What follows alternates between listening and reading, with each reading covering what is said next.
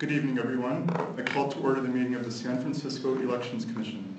Today's date is Wednesday, April 15th, 2015, and the time is now 6:01 p.m. I am President Giordano. Start with the roll. Commissioner Jung. Here.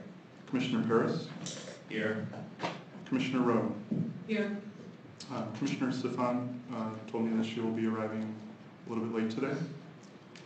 Commissioner Yu. Here. And we also have with us today Director John Arntz and Deputy City Attorney Joshua White. Item number 2, general public comment.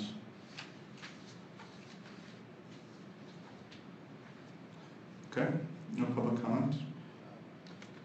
Move on to item number 3. Approval of minutes for the previous meeting. Discussion and possible action to approve minutes for the March 18th, 2015 Elections Commission meeting. Move to approve the minutes. Second. Commissioner discussion. Seeing none. Public comment. Seeing none. Roll call. Commissioner Jung. Yes. Commissioner Paris. Aye. Commissioner Rowe. Yes. Commissioner Yu. Yes. And I also vote yes. The motion passes unanimously. Okay, let's move on to item number 4, Commissioners' reports. Would anyone like to begin? Okay, then I'll start it off. So I've got a few things to report on. The first thing is the special meeting regarding the employee interviews for the evaluation of the director.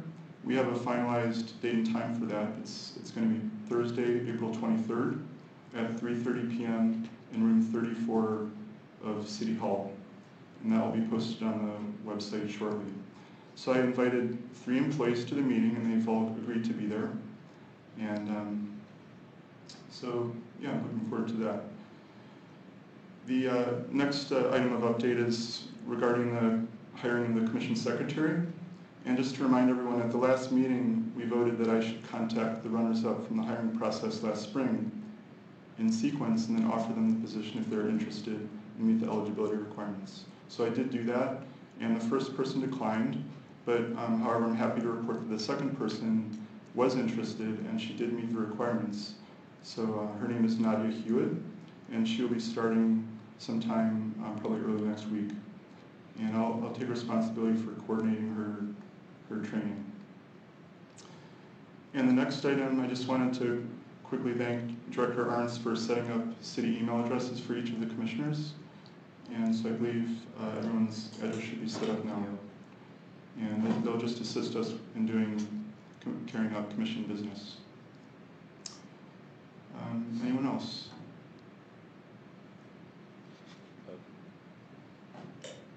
I promise I'm trying to do my homework about some of the stuff that I was talking about. I have not done anything productive yet, but I do want to stay quiet so not as to make a complete fool of myself in the next few meetings. But I would like to add some things to the agenda eventually, particularly around making sure students actually do have not just access to vote, but very much put in front of them. Okay, great. And we'll also have an opportunity to be the last agenda item to talk about items 2, so we can do that then as well. Public comment. Seeing none, and if there's no further commission discussion, let's move on to the next item, Director's report. All right, good evening. For the admin group, so we've been organizing emergency training for everyone in the department. Every other year, we need to comply with requirements that we have training that the city conducts for employees, so we understand our roles in the case of emergency and also procedures to take. And also, I think I mentioned last meeting a couple meetings ago, so on a weekly basis, we actually attend to the emergency plan for the department at our staff meetings, so it's not something we just do every other year. We actually do it on a weekly basis, review the plans, where we're going to go, make sure that the sites are open to us if we were to go to a secondary site, make sure there's a network connection, things like that. Also, we're going through, So we have to update the training for folks who drive city vehicles while on the job. So we're updating that information, and that's also part of our orientation packet, which we actually have a site, our intranet for orientation. So when new folks come into the department, they can click on the link, and we have access to all the documents that they need in training.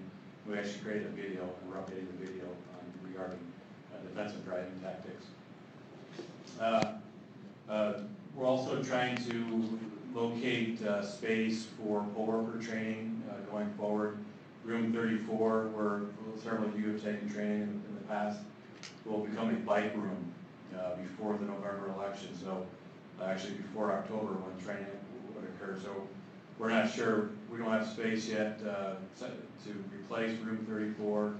You know, we're also considering holding classes mostly on the weekends now versus during the week. The city hall would be open, would be space available on the weekends versus during the week to hold the poll worker training. So that's one issue that we're dealing with. Speaking of space, so the port has indicated that elections can stay at Pier 48 through the November 2016 election. So there's no need for, so even though the memorandum of understanding ends with the port at the end of this year, 2015, the port has indicated that we can stay through the 2016 election. And the port actually took the conversation up with the Giants, because the Giants have controlled the space. That, again, I think I said before, I don't know their agreement, I haven't seen this, I don't know what privileges or access the Giants have to that site, but the port did have conversation with the Giants, and there is agreement that we can stay through November 2016, which is a rather big deal when it comes to space. I don't have confirmation yet that Pier 31 is our next warehouse home, but hopefully that will occur. Then we'll have space through November 2016 and a place to move to after that election. The admin group's also been organizing the implementation of Filipino language services in the department. We've gone through a lot of our hard copy forms, content, and updated English, and then translated into Filipino, and also modified the Spanish and Chinese sections of those forms. Now we're starting to the process of reviewing our website, looking at the forms, tools, the information on the website to include the Filipino. We'll probably start the implementation in May, so you'll start to see pages with Filipino language content. May is also when we'll start to advertise that we'll have bilingual ballots in November. Because of the addition of Filipino, we really can't have 4 languages on the ballot cards. The process, we can't handle it. It's also just too much noise really on the ballot. People have a hard time navigating the content on the ballot if they have 4 languages to navigate through. So we'll start to advertise in neighborhood newspapers. We'll send out notices to the vote by mail voters, since we need to know if they want to have a ballot in English Chinese, English Spanish, or English Filipino that's mailed to them. We'll also think about doing some sort of PSA that we do every election. We'll start to work on that in May. So we're starting that process.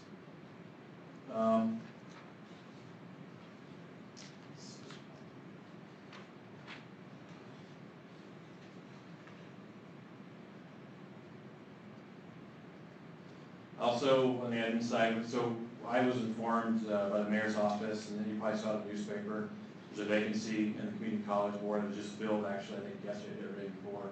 So that election will be included for this November's election. So we now have the Board of Supervisors District 3 contest on the ballot, and which is not scheduled, and now we will also have the community college board seat on the ballot for November. And that nomination will take place in November. The signature in lieu of filing fee period is ongoing for the Board of Supervisors District 3 office, and also for the mayor's office, and that'll run through May 26th. But then we have a second nomination period. Now, you may not know this. So the mayor and board have an earlier nomination process than do other local offices. So that's why I'm bringing this up. So that people are aware of it. So that's admin. On ballot distribution, there's been, the ballot distribution and other groups are now really getting into the nuts and bolts process of finalizing the RFID programs to make sure that the software is coded appropriately to their processes. So now they're starting the trial and hands-on of the components and the initial phases of the software. They've been going to counties. We've really, since we didn't have an election since last November, we spent a lot of time in other counties and reviewing their processes. And then Contra Costa and Alameda and Santa Clara have had elections, local elections, these past 2 months. So we've watched their processes. So they've taken video and pictures and grabbed forms and brought it back. We've been reviewing those. And we've also been consulting with these counties and how they handle their language requirements at the polls, and also with vote-by-mail voters. We're not the only county that has more than one language in the Bay Area and in the state. And every county has a little variation on how they provide the information to the voters and what information they use in identifying what ballots to provide to voters and what quantities to order, things like that. The ballot distribution division, as I've said in the past, they're the first group that really started to use data to make projections and compare the projections to actuals. So they're pretty far down the road. They're developing some content for the voter services division, and also working with the poll worker and the precinct services sections as well. You know, they'll probably start with the warehouse too.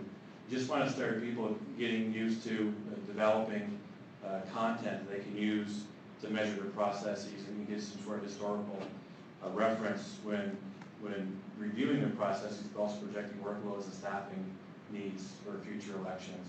Then this coincides too with the idea of open data. The more that we're developing our data internally, then the more that we understand what open data means, the more we can put on our website, provide to the public.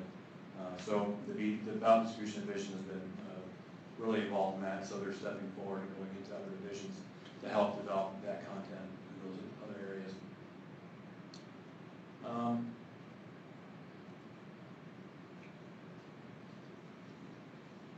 The campaign services, as I mentioned, the signatures in lieu of filing fee period continues for the offices of Mayor and Board of Supervisors District 3, continues until May 26th. The nomination periods for those two offices will begin May 15th and end on June 9th. So far, we just started allowing the use of credit cards. It took us about 2 years to set that up. So far, the public, the customers have really appreciated the fact they could not have two dimes in their pocket. They make copies in the office. They give us a card or a what do you call it? Not a credit card, but the other one, the debit card.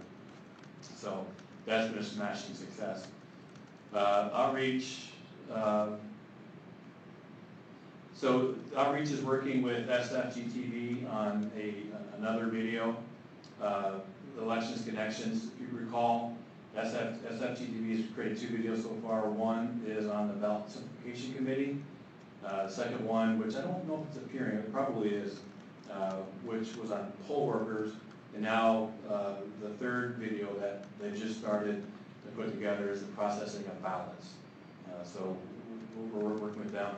And we realized as we were talking about it today that there's nothing on our website that draws attention to these documentaries, these 30-minute documentaries on our processes.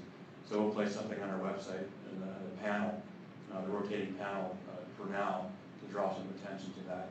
And once we do that, I'll note that at the next meeting. You guys really ought to watch that. SFGTV and Scott Wiseman have taken upon themselves to create a 13-part installment on what happens in elections in San Francisco.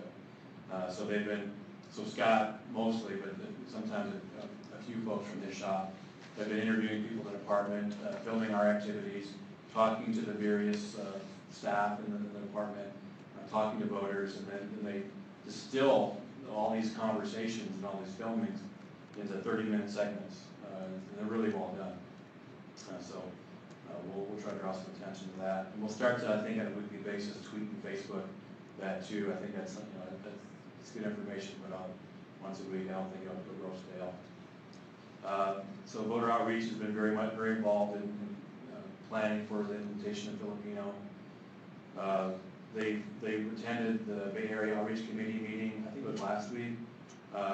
So the 3 counties, Alameda, Contra Costa, San Francisco, get together, thinking, is there a way we can group together and have a common message for the June and November elections of 2016.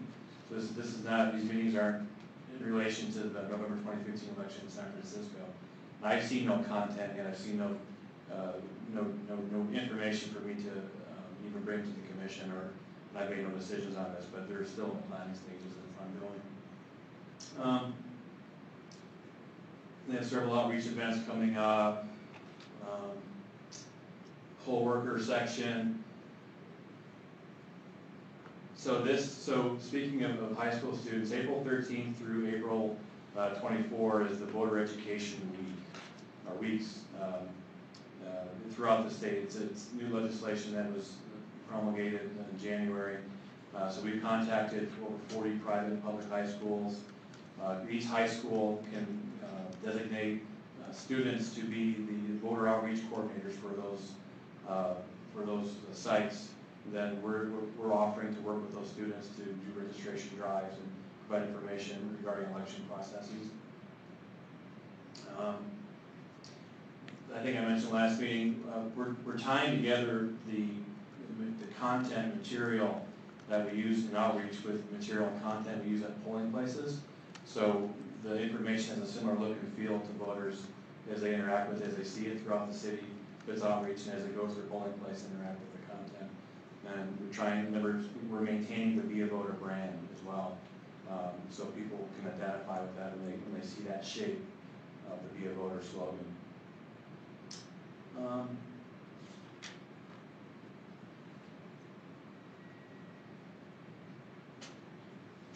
So there's a Help America Vote grant fund the Secretary of State's office is overseeing. And San Francisco is eligible for about $30,000 in grant funds. And so the poll worker group, we're going to apply to create a video on polling place activity, so to show how people can find their polling places. You know, they can use their smartphone, they can go to our website, they can look at the back cover of their voter guide, they can get information on the accessibility aspects of their polling place. So we want to use the grant funds to create that video and use it to put a place on our website, maybe try to get it into training as well. Also, we want to get some more accessible voting booths, so that group is working on that grant request. For publications, they've been really involved in reviewing content, the English side of the content before we make translations into Filipino or edits in Chinese and Spanish. We've also have been going through the forms used for the nomination processes. So the publications group has helped with the content, also the formatting of the forms. I've gone through them, and so we'll hope to finish that up next week or the week after, so that the forms are more streamlined, the content reads better, and also we're trying to consolidate information on one form, so that having as many forms as we've had in the past.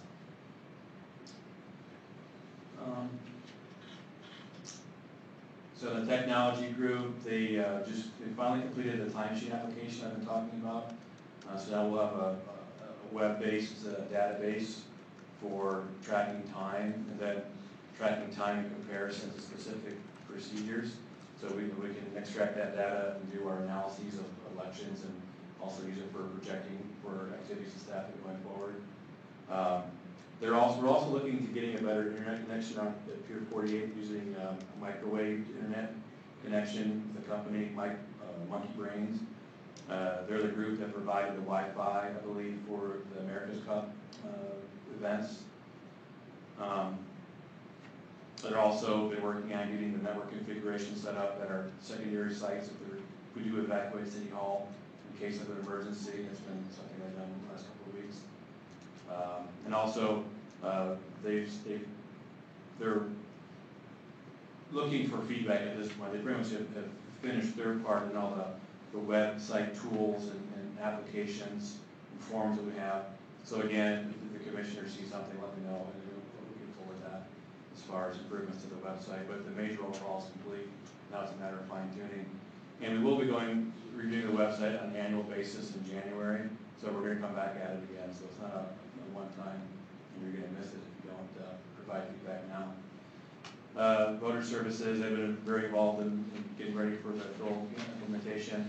Also, they just brought in 3 new employees after the interview processes that I mentioned that last meeting. A lot of training going on, so you're familiar with the jobs back in voter services. Then maintaining the voter file maintenance. And then the warehouse, the RFID, getting ready for that, just preparing. Then also today, for instance, just site use of space.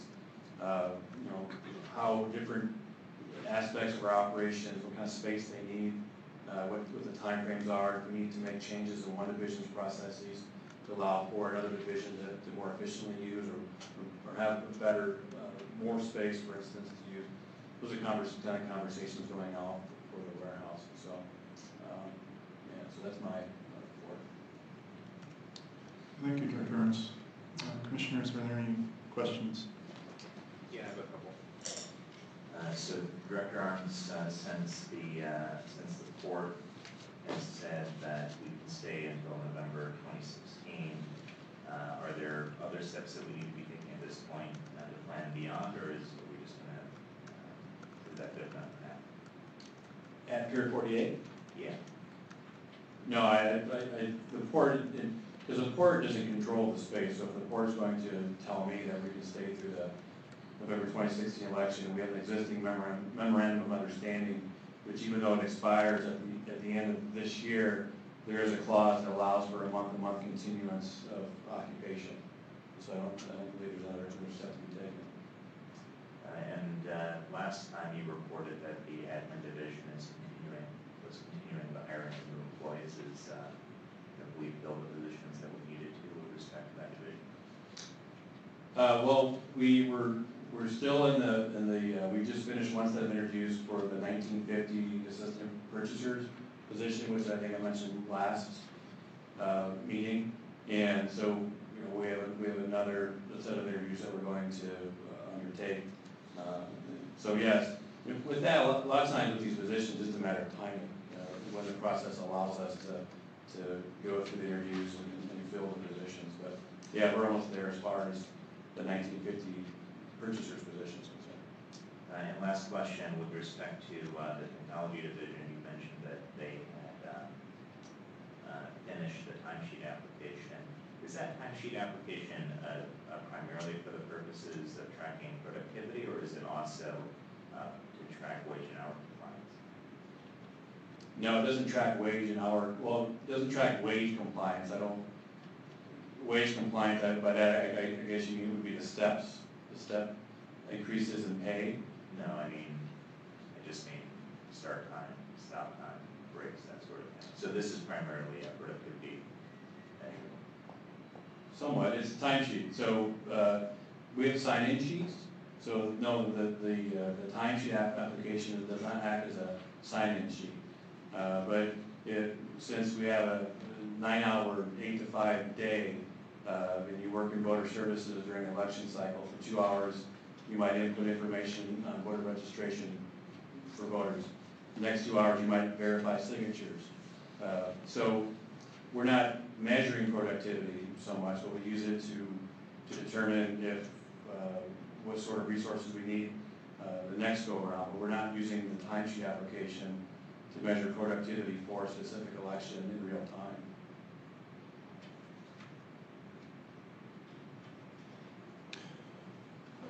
Any other questions, commissioners? Yes, one question, one point of clarification. For clarification, the new driving training, was that prompted by anything, like an accident or a lawsuit, or is this just preventative? Citywide. Okay, So it was just clarification. My other question is, could you please tell me a little bit more about this voter education week in the schools and how it's being promulgated and more detail? Well, so April and September of every year now is voter education weeks, and there's 2 weeks each of those months. And the schools are, I guess, encouraged or required to provide education to the students on, one, getting registered, and also on election processes. Do we take any active role in that, or is it primarily a burden on the schools that we are only a resource for? We're a resource. So, but we do ask if the schools want us to give presentations at the schools, and, it's some kind of activity or a gathering. We provide the registration cards. We train the students in doing registration drives for eligible voters or soon to be eligible voters. We'll provide information regarding elections. So, Do we remember the name of this bill? We, the royal we, you, sorry. Top of my head, no, I don't. It's okay. Okay, I've got just 2 questions. Director Ernst, at the last meeting you talked about, was it Pier 31 that needed the Commissioner Safan? Welcome in the room. AB 1817. 1817, thank you. At the last meeting you had mentioned that, was it Pier 31 that needed the roof repair that would take 12 to 18 months? Is that something that the port will be taking care of on their own? Yeah, we don't pay for that. We would pay for that. We pay for the build out for our operations, but not. So the way the port leases this usually is it takes care of the shell and the roof, and then the tenant is responsible for any improvements within the structure. Okay.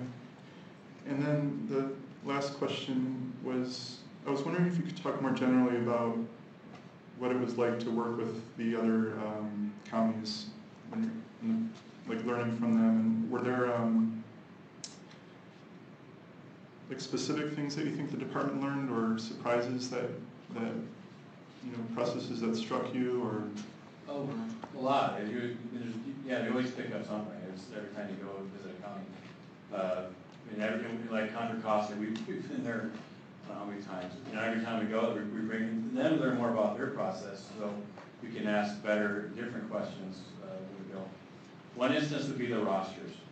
They use Contra Costa uses a roster. They just use 2 ring binders to attach the pages, where we use that plastic spine. And for us to use the 2 ring binders and not have those pages cut to have that plastic spine cuts by half almost the cost potentially in printing these rosters. And then also, I think it's Contra Costa, where we differentiate in our roster between active and inactive voters, they don't make that differentiation.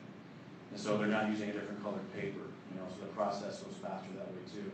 There's not an assembly that takes, there's not a manual or even an automated assembly to put the roster together, because there's not a different colored paper or a different type of voter in, see what I'm saying? So there's things like that where they're really, usually they seem really small, but for us they're kind of a big deal. It's always amazing for us. We do a lot. We do a lot when it comes to service to the voters and to the public, and also for us, we're an ever evolving department.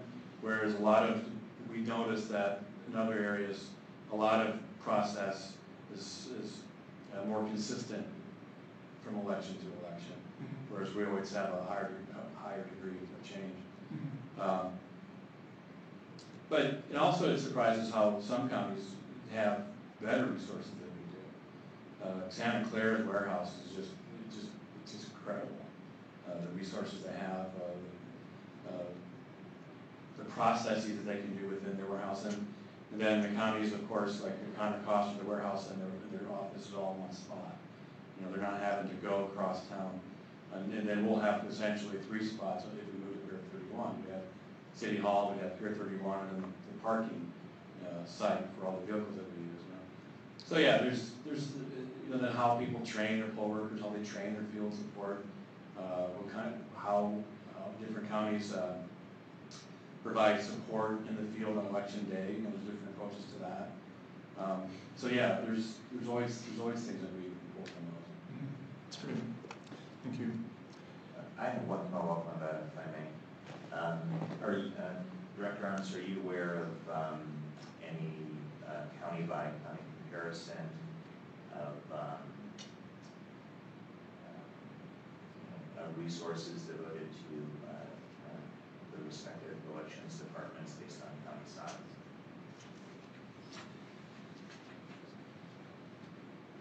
What do you mean? Well, what I mean is, just following up on your last comment that you go to certain counties, I think you were talking in reference to Cocoa County and Santa Clara, how they're better resourced in some respects.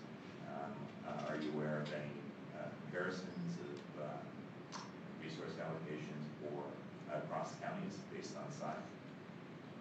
Well, the major difference between among San Francisco and other counties is we don't have as many district elections. We have BART, we have community college, and we have school district. Whereas Contra Costa, they have water districts, they have land districts, they have school districts, they have city elections. So their revenue sources are different than ours. And so potentially they can introduce a technology, a cost, and pay for it through time in a different manner than just pulling from the general fund, which is how we usually pay for our infrastructure and our materials. But that's really one of the primary differences between San Francisco when it comes to funding and other counties is we don't have districts. I guess my question was slightly different from that. I'm just looking for a way to make an intelligent assessment of our resources, right? So, whether compared to other counties, we under-resource our department or the reverse. So I'm just asking whether you're aware of any such comparison to resource allocation to departments. I don't think we're under-resourced in San Francisco. Usually it's just a thing, that someone has it and we don't, and we like it, then we got to start the process to bring it in. In space, we're under-resourced in space, and that's not going to change. We're not going to get more space in San Francisco. Where other counties like Contra Costa, they pull up you watch a video of polar for supply distribution, and they got a nice parking lot of birds singing, the sun shining. You don't have that here. It's not something that we're going to experience. And really, space was the one thing that we're lacking here. But that's just the nature of the environment in which we're placed.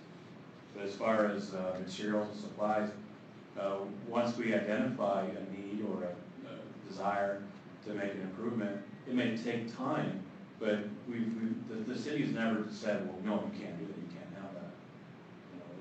San Francisco does very, very well by its Department of Elections and providing support. So there's nothing that someone else has that we couldn't at some point in a similar fashion bring into our operation. Can I interject? Were you wondering more about sort of the budget, like the per voter? Yeah, budget that's numbers, that's one potential way to look at it, right? You can compare, could you look at California, compared to LA, other large counties. Could be a nationwide comparison. What one might also compare based on the expected output, right? So you mentioned that there are different elections that Santa Clara has to put on, that we have to put on, and also different sources of funding. So all I was asking is whether you're aware of any such comparison of how we as a county resource our elections department versus other counties. I'm going to ask a clarification. Are you talking about financial resources? Yeah. Like money we spend? Money.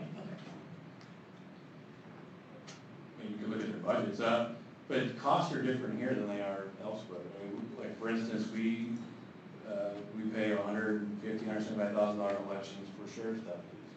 So if you do cost per voter, then you start pulling out all these different variables in such a comparison.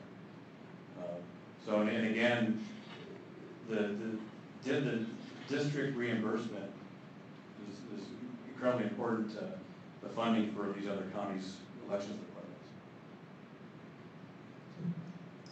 Director Arce, if I can just follow up on that. So I think I hear what you're saying, which is that there are different needs and everything's different, but do you know what the amount budgeted per per voter is, and is there any comparison with other counties, leaving aside the needs and so forth? Do we have that metric? Well, we're not budgeted by voter. Right, but do we even know what that number is? Do we? Well, we could put together a cost per voter, sure. Okay, but currently that information doesn't exist, is what you're saying? Right. Not aware of.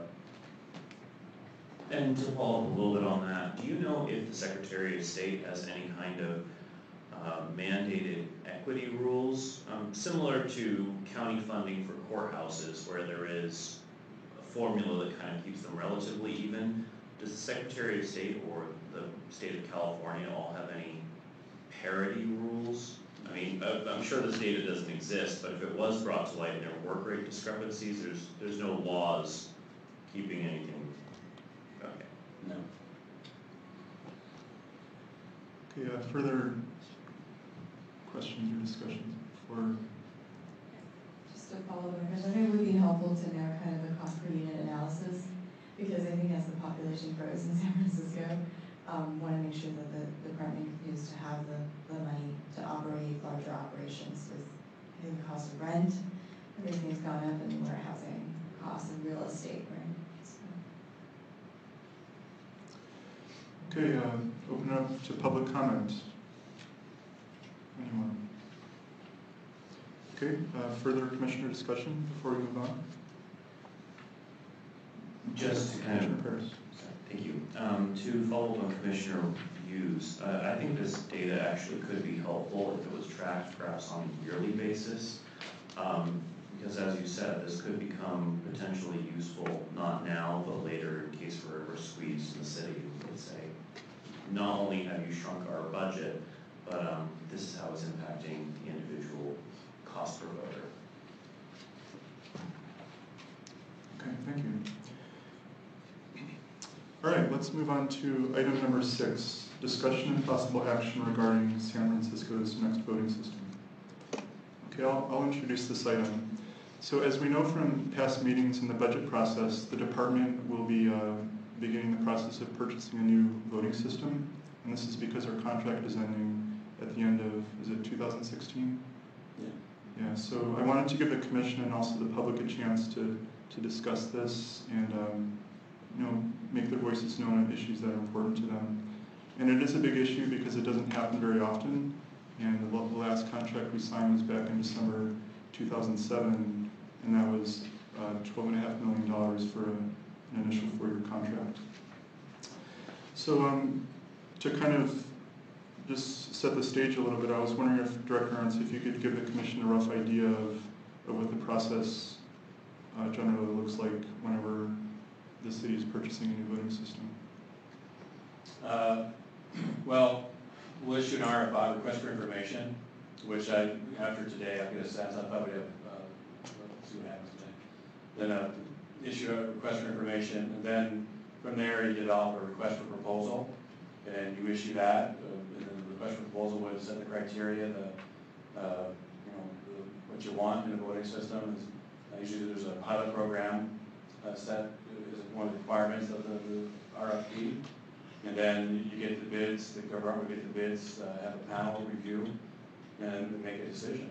Mm-hmm. And when, is there a goal for when the decision would be made by, do you think?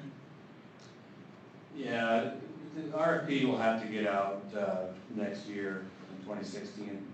The beginning of the year would be best.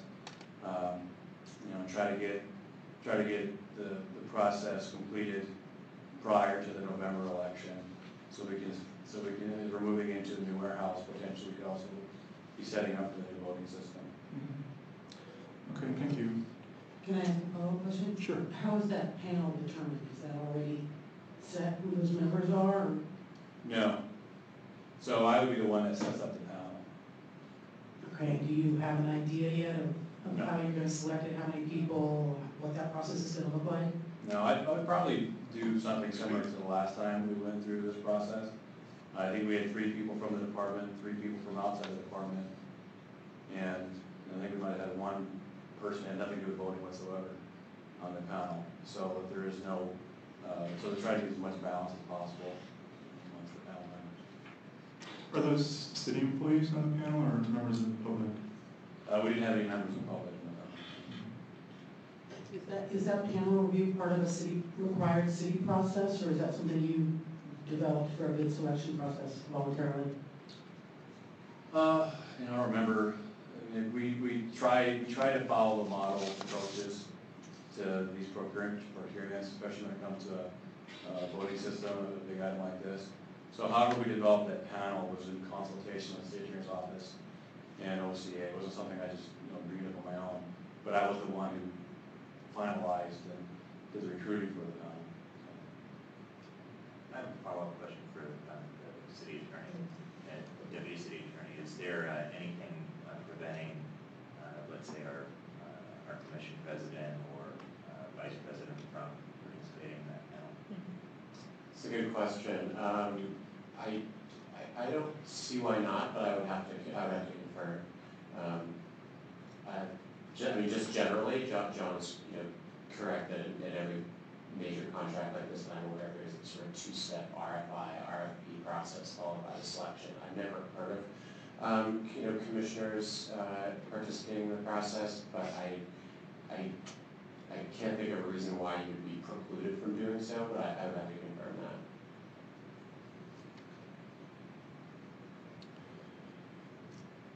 Okay, so I thought the next thing I would do is, and I think I'll give all the commissioners a chance, but I wanted to just talk about a few areas that I thought were important in the consideration of a new voting system.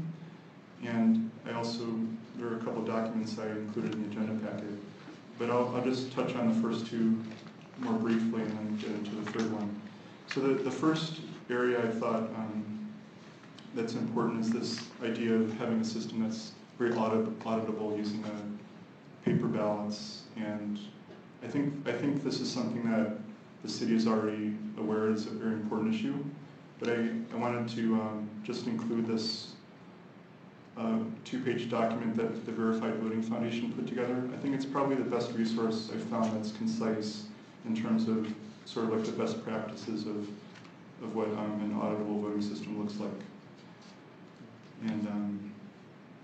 And I believe that a gentleman named Philip Stark, he's a professor at UC Berkeley, he's a part of this foundation. And Director Arntz, was he someone who was working with you at one point around the risk limit audits? Okay. Commissioner Harris. I was just going to ask, do you know who the Verified Voting Foundation is?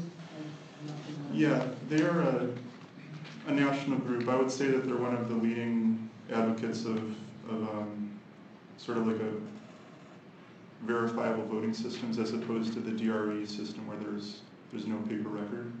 So they're one of the organizations that kind of led that, making that known to the public. And their website is not on here, but I mean, if you search it would be very easy to find. Is that where you got this document?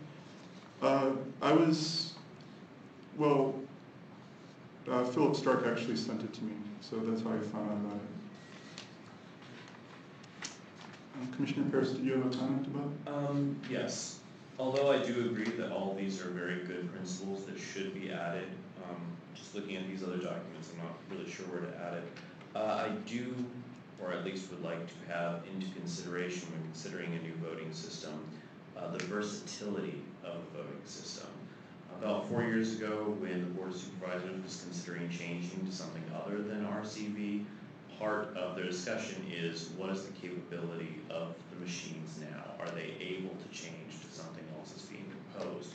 So rather than our voting systems necessarily fitting to the law, later down the road, our voting systems essentially help cement the law.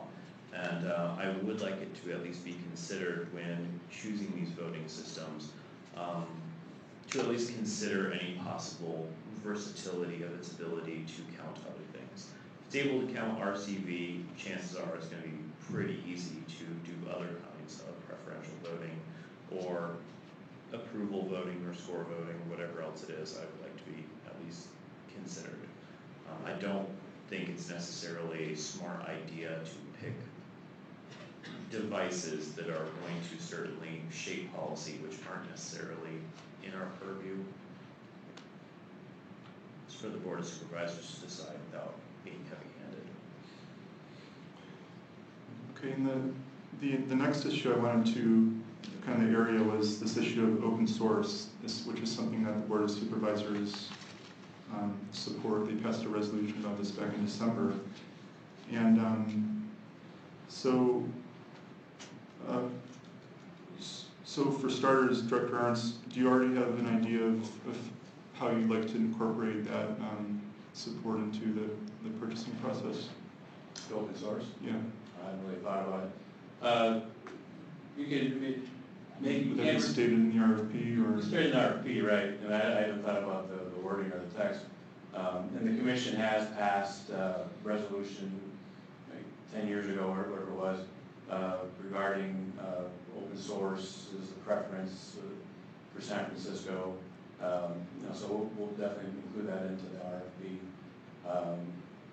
And we put in the RFI too, and see what comes back. And we put everything we want in the RFP and everything else we want in the RFI. Well, I don't want the RFI to be a baby RFP. I want the RFI to draw, to stimulate interest, see who's out there, who's interested, and make sure that those people that respond get the RFP so they can be responsive as a responsive bid. Yeah, but it just depends on what comes back. That's always the question. No matter what you want going into the process, what comes back, that always limits your choices. So. Are the RFI responses public? Are those something that we'll be able to see? Yeah. I don't plan on asking for any sort of financial liability information or any proprietary information from RFI, so I would assume they can make those public. Mm-hmm. And then the third area I wanted to discuss is this is what the second document was about, but it's the issue of how many candidates the voting system should let voters rank.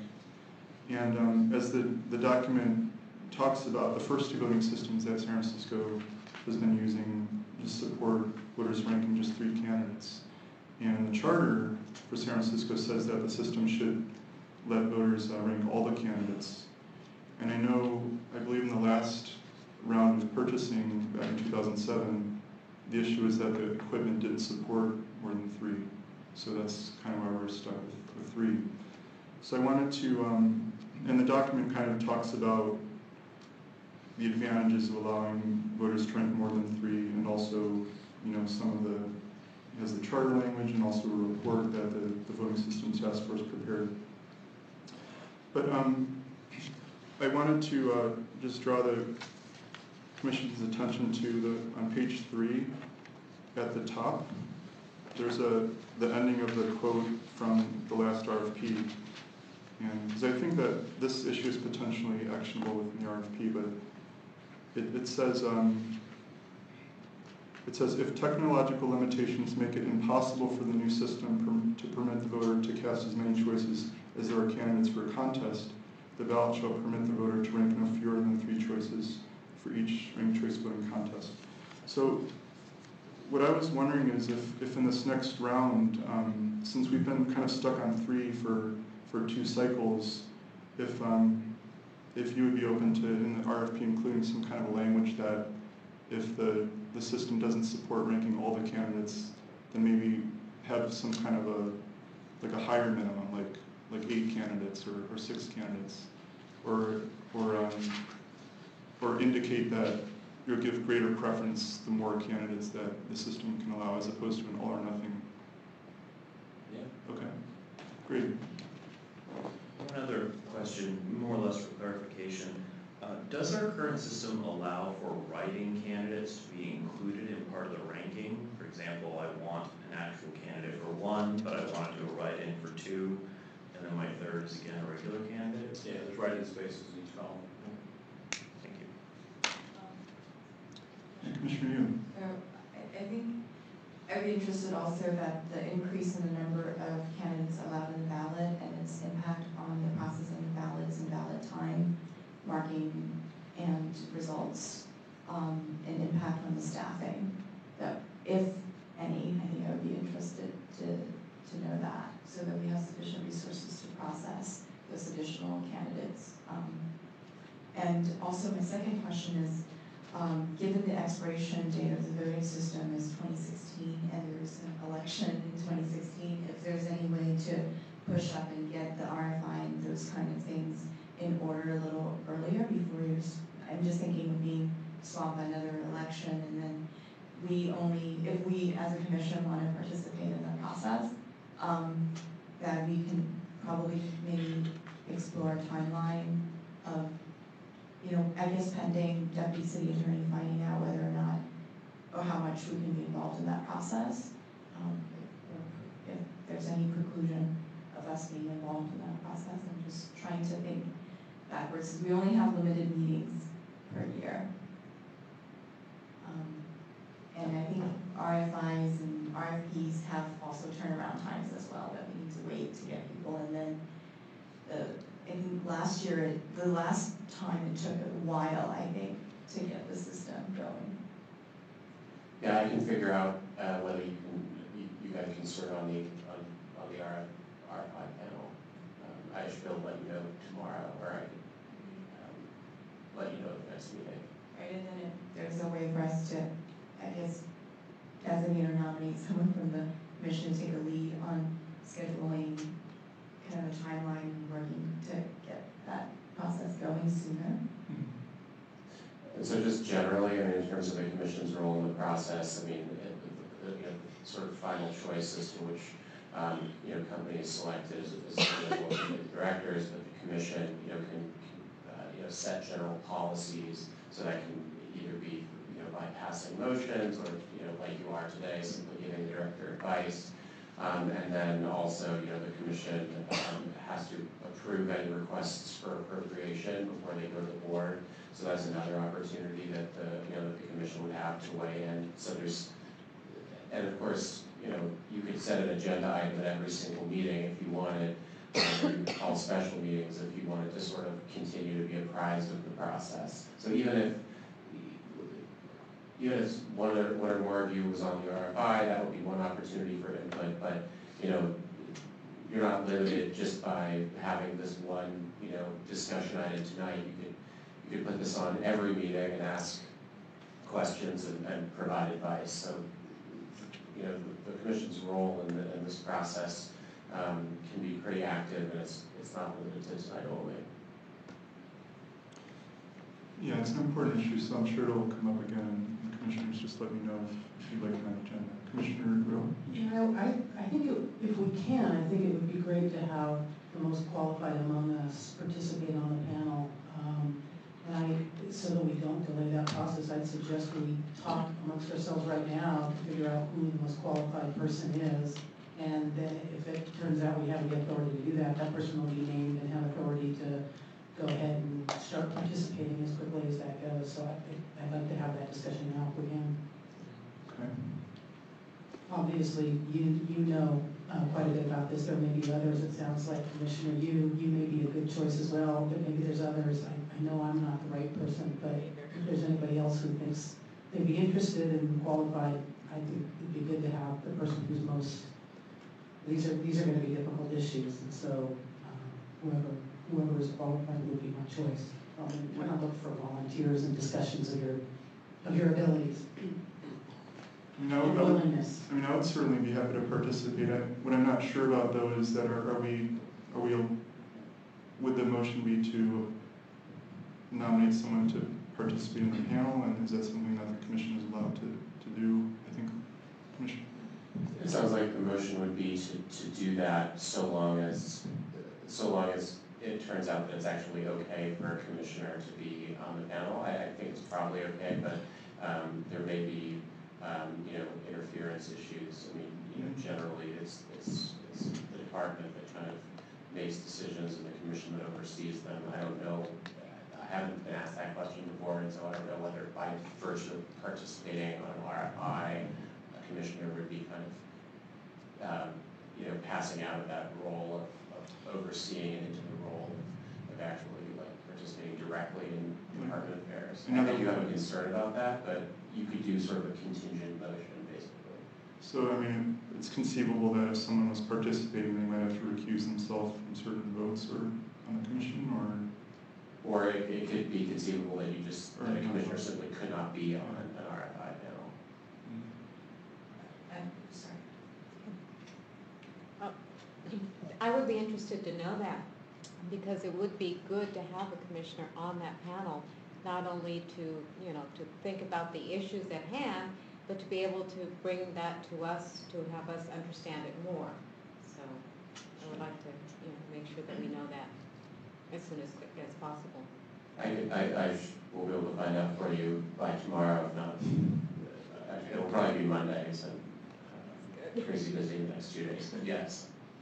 I think even perhaps like not in a, I'm just saying like if we can't be there in a voting row, but even as Yes. participatory, like discussion and learning process and be able to share that with the commission and just explore different Oh, yeah. ways. Well, I mean, regardless, for example, when, you know, you could provide feedback as you are tonight as far as what should be in the RFI, and when the RFI comes back, you could, you know, you could discuss your feelings about the RFI and provide feedback at that time. You know, you could set a special meeting, you know, if you felt like the monthly meeting wasn't gonna be enough time for, between the RFI step and the RFP step. So again, there's plenty of options for commissioner feedback. And, you know, after the RFP, after there are proposals that come back, you could provide feedback about your thoughts about the individual proposals. So there are a lot of options that you have. The one part I'm not sure of is when you can actually be on the panel. Thank you. Well, Commissioner Rose, since you suggested the idea, would you rather, do you think it would make sense to wait for a response first and revisit this at the next meeting, or would you rather do a motion No, right now? I'll go ahead and make a motion right now that we appoint one member of our commission to participate on a panel to the extent the city attorney's office tells us they can. And then that's my motion. I second. Would that- Should we make it in reference specifically to the president since he's the only volunteer?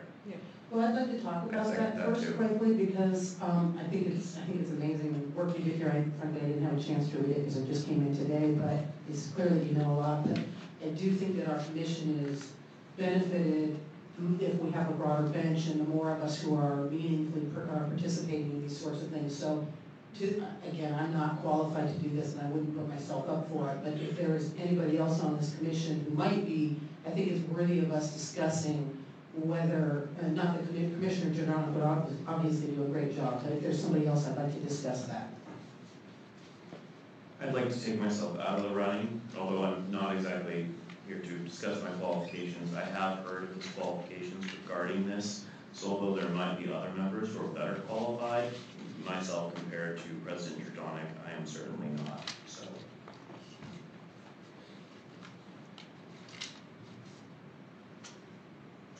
Well, I'm just gonna ask the direct question then, for the other three of you, any of you feel that you have these qualifications? No, not me, anyway. I think I could do it, but, you know, I think Chris is better suited. Okay, then my motion is amended to nominate President Giordano to participate on the panel to the extent the city attorney's office tells us And he can. is there a possibility to have a backup in case there's missed meetings and whatnot, that we can have a backup person? A designees sort of That's- situation? Right. Assuming that meetings and whatnot. Yeah, okay. That's a good idea. We could just make it the president's designee. Yeah. Okay. One clarification I'd like is would the person be like representing and advocating the commission's viewpoint, or is it or more be a passive role where they're there and then collecting information and? Well, my view is that we need to wait for guidance from the city attorney's office, but what I would be assuming we're authorizing this person to do is be an active member of the panel, just like the other members of the panel. And obviously, we'll be asking questions of you to see what's going on, but I don't think you need to come to us and ask for permission, because that's gonna slow down the process, you're just not gonna have time. So my reason for selecting somebody right now is to give you the authority to do whatever you deem best. consistent with what the city attorney's office tells us is okay. Yeah, that's right. This wouldn't be like, you know, that the commission itself is on the RFI panel. It's simply designating a person to be on the panel. Okay. So before we do further commissioner discussion, I wanted to give the public a chance to comment either on the motion or just the agenda item in general. So. Thank you, Commissioners. My name is David Carey. I'd like to, first of all, start by expressing support for the motion that's being considered right now. But more generally, I think there are a number of areas where our new voting system could make significant improvements over the voting system that we have now, largely because of significant improvements in technology that are generally available for voting systems now compared to what has been used and was available 10, 15, or 20 years ago. Specifically with regard to the question of having more ranking levels available for the RCD contests, I'd encourage this commission to actually kind of express a position on that. And it's not so much, you know, some of it that would be kind of formal direction for the director, but probably more importantly, it is a statement to potential voting system providers. And I'll note that right now, the system that the San Francisco has right now is kind of the only, and so far the best, voting system that supports ranked choice voting in terms of what's available and certified for use in California today. And even I think if you look at it in terms of what's certified nationally, which is kind of a prerequisite for certification in California, and that would be appropriate for use in California. So the point is, it's not like there's a big bunch of voting systems sitting out there waiting for Director Arntz to go out and tap and say, you know, what's the best offer you can give me?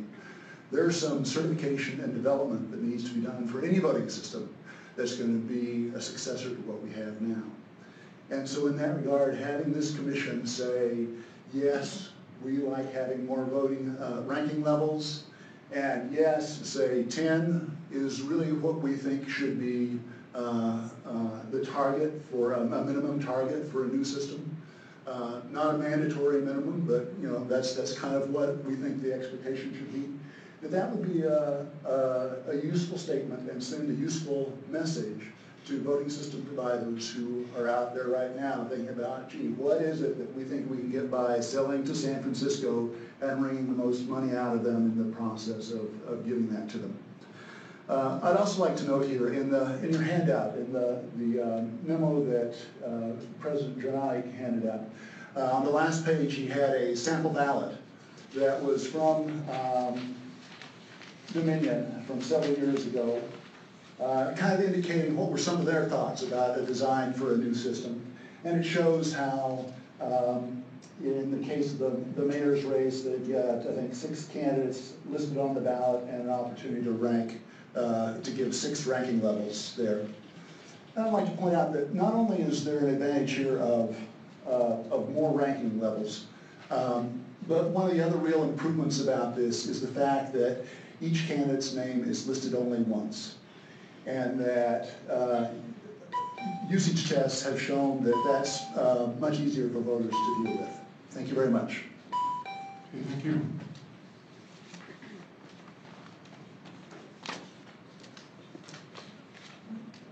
Okay, no further public comment. Is there further commissioner discussion on the motion? I'd like to second the motion. Okay. Seconded. Further discussion before we vote? Okay, roll call vote. Commissioner Chung? Yes. Commissioner Barris? Yes. Commissioner Rowe? Yes. Commissioner Safant? Yes. Commissioner Yu? Yes. And I vote yes, so the motion passes unanimously. Okay, so unless the other commissioners, there were things you wanted to raise, there was one other thing I actually wanted to ask about to Director Arntz. And you were present during the Rules Committee hearing where the Board of Supervisors talked about the open source And one of the supervisors asked about the possibility of, since there are no open source systems available today, is there a possibility that the RFP or the contract could be structured so that it would allow us to, wouldn't lock us in for a long time if something came available later on? Is that something that you see as an option to kind of give ourselves more flexibility there? Yeah, so that's been the intent going into this second round of purchase, to not purchase the equipment, not make the purchase, but lease the equipment from the vendor. If it is a vendor, because there's also been talk about San Francisco joining up with other counties and creating their own voting system, and then not making a purchase or a lease, which is waiting for this self-design system to come into play. So yeah, the elections code would allow for us to lease a system versus purchase, and then you could structure into the agreement that as new modifications or new improvements or new requirements come into play, then those would be implemented, provided to San Francisco, and then whatever was the old stuff could be removed and replaced with the new stuff. Yeah, that's how I want to have it too. And I really, if a vendor is the person or the entity that has the best responsive bid, I think the vendors want that as well. I don't think the vendors want to be locked into a system forever, and as new improvements come from them and go onto the marketplace, I think they want to have their new improved equipment being supported rather than trying to always go back and handle these legacy programming systems like we do now. So yeah, I think that's definitely something we can do. That's been the intent. I think the vendors will be open to it as well. That's the route that San Francisco takes. Okay, thank you. I would also like to comment on what the speaker was saying, pretty much taking the words out of my mouth, in regards to making more ranks a priority. There are many administrative parts that we need to take into consideration, cost obviously being one, but as far as the actual law is concerned, and more importantly, the actual effect on the outcome of the vote, that needs to be a priority because that is the part that changes. Different voting systems obviously might create different mechanical errors or user errors, but with all good fortune, I hope those are minimal, but ranking, I think, should be a priority. I wouldn't necessarily want to make a motion to make it the first priority. I'm sure if some vendor heard that and jacked it up a few $1 million, we kind of bound our own hands, but I do want it to be a very high priority to find a voting system that is able to accommodate as many ranks as possible. We obviously have had elections with up to 21 candidates. Although 21 would definitely be pushing it. I don't know if we could actually fit that many on a physical page, but as many as possible would certainly, I would like to make a motion to make that a priority when considering voting equipment purchases.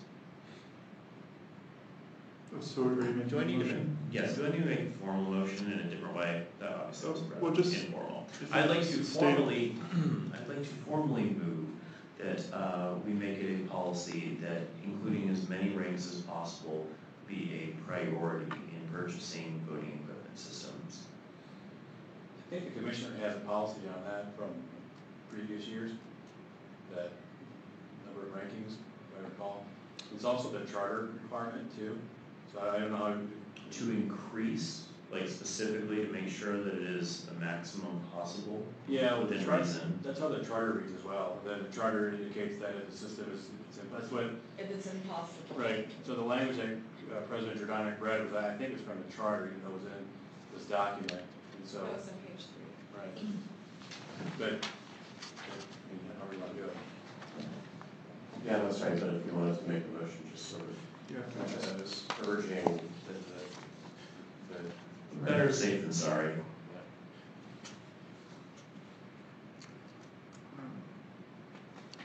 So, I mean, I'll second the motion for the sake of discussion, but, yeah, but I have a question as to whether this would add to what the current position of the commission and combined with the charter. I just want to bring Commissioner Ferris and the rest of the commission on the bottom of page 2 of this document. In bold, underlined, this is the sentence that was in the last RFP. And the city would prefer that the ballot permit the voter to cast as many choices as there are candidates for the office. So I don't know, like, is there anything stronger than that? Is this as strong as the motion? The motion is made in reference to the purchase of voting systems. I guess under this language, that's rather assumed when taking into consideration purchasing voting systems. But I really think that's up to the commission to decide if the direct application to the purchase of voting systems warrants this additional motion.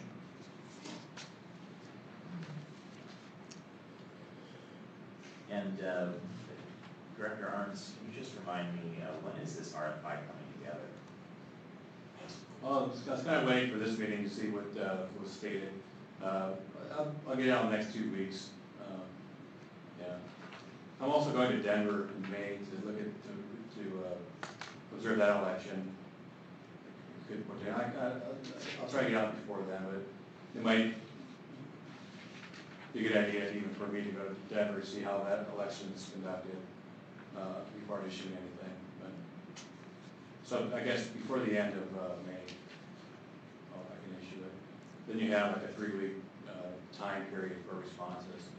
And I don't think there will be need for substantial written statements in response to the RFI, so I think 3 weeks is sufficient time for people to reply. May I ask a follow-up question to that? Sure. Is there any possibility that prior to you going to observe Denver to draft something that, that way maybe we can take a look at it and see, depending on how or what our involvement would be in the process, see if there's any input we can provide? I'm not sure how to answer that. So you want the commission to sign off on my RFI? No, not to sign off, but to be able to take a look at it, because I'm thinking that my understanding is RFIs they're the driver for the rest of the process, right? Not necessarily. Because you're requesting for information. Yeah, it's just really RFI, the way, I'm gonna make it very simple. I'm not, because this voting system conversation is gonna go on for a long time. It's not, we're not gonna solve anything, you know, in the near term. Even our RFI is not gonna solve anything. So basically, it's an announcement that the process is starting. You know, and I want to alert people and see what we can get back. Because the RFI, it's not, how someone replies to an RFI does not determine how they can or should reply to an RFP. You know, they're not connected. So I just want to see what comes forward with the RFI. And nor is there any kind of limitation, I mean, if on what goes into an RFP based upon what was in an RFI. It's not like the process is like starting to narrow once the RFI goes out. And what is the standard time for the RFI? Did you say 3 weeks once it comes out, then the RFP has to, I just wanted to know what the timeline is, the sequence of events that would trigger because of the issuance of the RFI. Well, responses to an RFI doesn't trigger anything. Okay. So I would give it 3 weeks just to give people time. I think 3 weeks would be plenty of time. And the reason I would make it even that long versus 2 weeks would, just in case an entity or someone learned of the RFI late in the time, in the response period, and had to put together something, so just you give it 3 weeks, that's all. In response to my motion, actually following on Commissioner Hughes, if the RFI is including any kind of essentially additional language that's going to follow up on the language that is already here, I don't think that my motion is necessary, especially if I actually get to take a look at it. And it does seem that we're all on the same page. That does need to be a priority. I'm looking at the charter language as stated on Commissioner Jordanik's, the second page of his memo. And I think it's quite consistent with your motion, if I understood your motion, it's basically the same thing. So I don't have an objection to voting that the department should comply with the charter, but I don't know that it's necessary. It's not necessary. So I would suggest maybe then withdrawal of the motion. Yes, I formally withdraw that. Okay. Motion withdrawn. I do think that, I mean, regarding the number of rankings, I do think there may be, and I like the speaker's suggestion regarding having a specific number. I mean, I think sort of the charter in the abstract says that the city prefers that all the candidates be allowed to be ranked. But the problem is that if the equipment can't meet that, the charter is like, well, then just do 3. So I'm wondering if maybe it would be worth making some statement that if you can't do all of them, then more is better, or maybe have some sort of a number to shoot for, like the speaker said 10 or 8 or whatever, just to give the vendors a more concrete goal. I think that personally, the way I read that language is that it's more than a preference. It says that it shall allow for the ranking of all of them, and then it gives the alley if it's technologically not feasible. And so I think it's a pretty clear directive that you're supposed to rank all of them, be able to rank all of them, and only if that's really not possible can you make exceptions. And then it says that exceptions should be no fewer than 3. So it gives the director discretion if it really can't be done. As I read this, and I don't know that we have. I don't feel like I currently want to tie a larger number than 3 on that. I think that the charter here is pretty clear to the director, and I think we're all clear to the director, and I mean the director himself was pretty clear that he's going to shoot for all if possible and the maximum other than that. But I hesitate to give another number that's different from the charter, because we don't know what that's going to look like in the responses to the RFP, and that's really going to be determination that's going to depend on facts that I don't feel like we can really decide right now. I will agree also because I don't think it's going to be a technological issue that will be brought up if there's a certain limit. I actually think it's going to be the law regarding the size of the font. You can fit 21 people on this piece of paper, you know, with a computer. I really do think the font issues are going to be the limiting factor. This is a pretty compact design, and I think that that's actually going to be the ultimate number that's going to really limit how many that we can have. At least that's my thought, so I would agree that I don't necessarily think an actual number is really valid, especially when I don't think any technology company is going to tell us, no, they can't do it. Rather, we're not allowed to because of certain other legal limitations.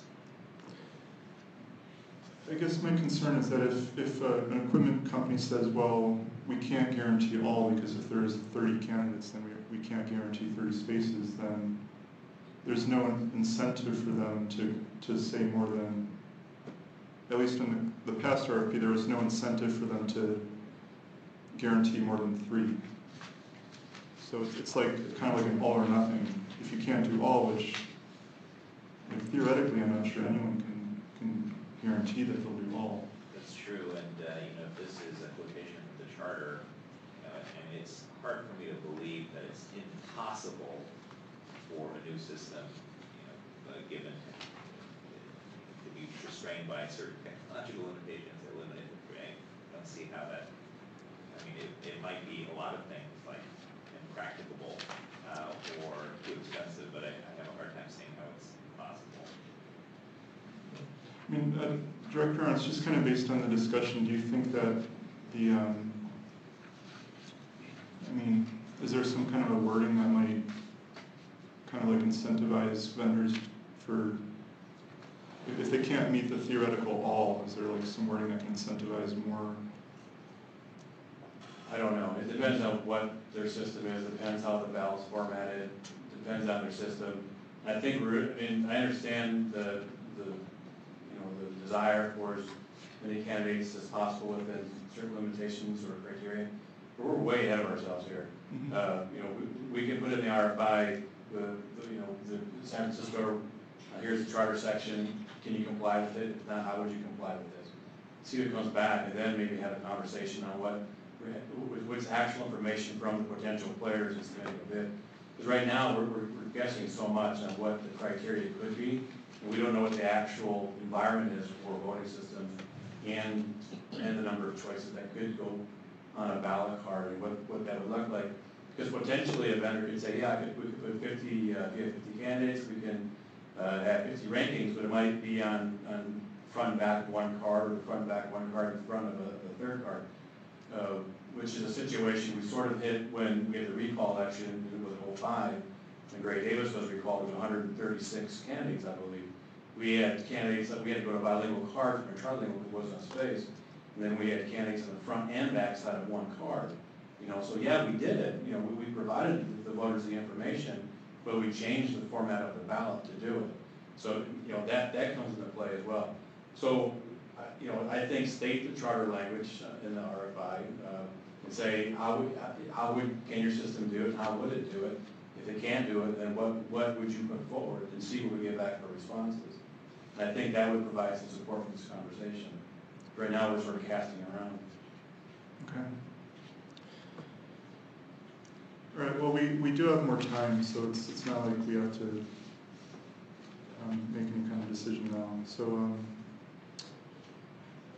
are there other areas commissioners would like to discuss in this item? Commissioner Yu? If there's a possibility for us to look at the last RFP that was in its entirety, and then there's any way for us to just summarize results with it, and then kind of look at what else, other languaging in terms of flexibility, based on what information comes back from the RFI to gauge what else to include.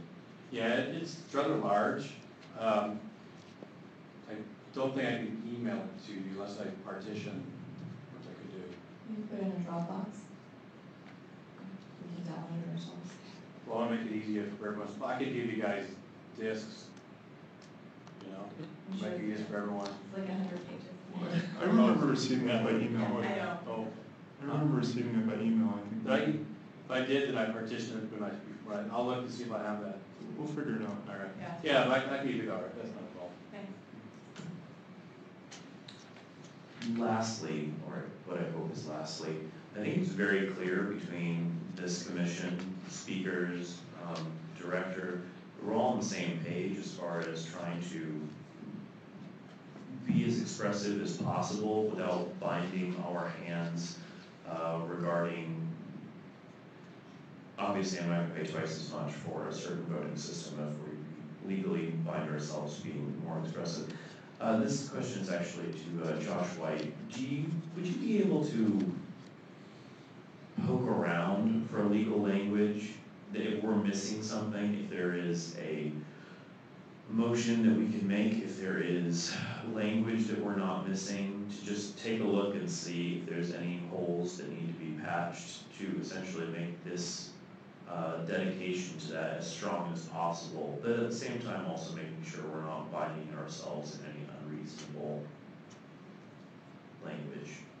Yeah, I mean, sure, and I think that this is probably, as Rick said, I mean, this is probably something that is better, this is a discussion that's better had in the context of the RFP. And, you know, I think if really. Long term, homework assignment with no due date, don't worry. Okay, I mean, yes, I'll be happy to look into it. Thank you. Okay, further discussion? Okay, seeing none. Let's move on to agenda item number 7, discussion and possible action regarding the Commission annual report for the 2014 calendar year. Okay, so this item, I'd actually like to hold this item over to the next meeting. And the reason is that I'd like to give commissioners time to draft any revisions if they'd like to for consideration at the next meeting. And but having said that, I would like to give the public the chance to comment on this item. My name is John. I'm a graduate from Hastings College of the Law, which is not too very far from here, on 200 McAllister Street. My question is regarding the Commission annual report, and and there's some items that I wanted to make sure that you address before its publication. In 2010, there was a discussion about a ballot measure on circumcision, and I would like to find out from the Commission whether or not there's any sort of way you can gauge the failure for the Commission to bring up this ballot measure on circumcision has any effect on the presidential election or the outcome of the presidential, the end of the term of the presidential election. I mean, by that, whether or not he may be impeached on certain grounds from this state or from even another state. Second one was, you mentioned the next voting system, and you didn't mention what the name of the current voting system is. I'm not sure if John Arts, the Director of Elections, knows. Is it Diebold? Is it Diebold? And who was the benefactor who gave the election system over to the city of San Francisco to be able to use in this presidential election, or the one that just passed? A third question I wanted to ask is, we also have the Pope Francis of San Francisco, Pope Francis, who was installed recently. I believe the term that is used, or his title is Pope Francis of San Francisco. I've seen that term bandied about, and I wanted to clarify whether the election of the Pope is anywhere connected with San Francisco's election system here, or the Director of Elections can add to that information for us. In 2000, we saw a rather unique situation. 3,000 couples, gay and lesbian couples, married here at City Hall. And they're also participants in the civic government here in San Francisco. And I wanted to find out from you whether or not they participated in the civic elections here, and exactly how do they vote? Do they vote by absentee ballot, or do they vote from their apartments, or do they have households? And the last one is regarding pensions and retirements and the railroad system. By that I mean BART, Muni. I wanted to find out where the connection is between the pension, the railroad, and the retirement systems here in San Francisco. Thank you. Okay, thank you for your comments. We don't normally answer questions during the public comment period, but you are welcome to stick around after the meeting and talk to the commissioners. You mentioned that you would bring up this item again in your next meetings, or it will appear in your annual report in any case. So I can wait for the annual report. Thank you for your Thank you. Okay, let's move on to item number 8, agenda items for future meetings. Can I just ask a question of the city attorney about the revisions to the president's annual report? Sure. As a commission allowed to just come up with our own president's report, and we don't have a president, the person who wrote the president is no longer on commission, so I'm just wondering, procedurally, I don't know how that works, and what are we, in providing revisions, what are we doing, and what are we allowed to do? So under the bylaws, the president provides the initial draft of the report, but it has to be adopted by the full commission. So you can propose additions, changes in language, and then ultimately it's voted on by the commission. One more question. Last year's president told me that we weren't supposed to vote on the president's report, so I don't think we ever did technically adopt last year's report. Can we put that on perhaps for this coming year to make sure that we at least comply with the bylaws, maybe a year late, but at least we comply with them? For the 2013 calendar year, are you saying? Right. Sure, we can put that on. I don't believe we ever voted on it. Sure, we can do that.